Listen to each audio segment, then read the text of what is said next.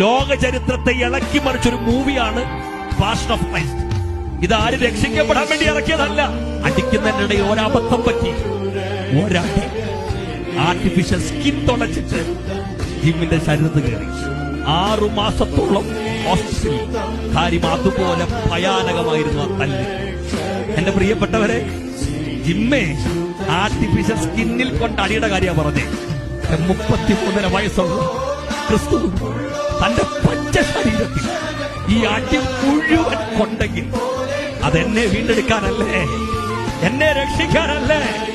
എന്റെ പ്രിയപ്പെട്ടവർ, ഇന്ന് രാത്രി വചനം കേൾക്കുമ്പോഴെങ്കിലും ഹൃദയത്തിനകത്ത് ആ ദൈവത്തിന്റെ ശബ്ദം, ഹൃദയത്തിനകത്ത് ആ സ്പന്ദനം നടത്തുന്നുണ്ടെങ്കിൽ അധരങ്ങൾ തുറന്ന് കർത്താവിനെ ആരാധിക്കാൻ എന്തിനാണ് തടസ്സം? ക്രൂശിക്കപ്പെട്ട യേശുവിനെ ഉയർത്തിയിട്ട് ഞങ്ങൾ വിളിച്ചു പറയുന്നു, ക്രൂശ് ഒരു അനുഭവമാണ്.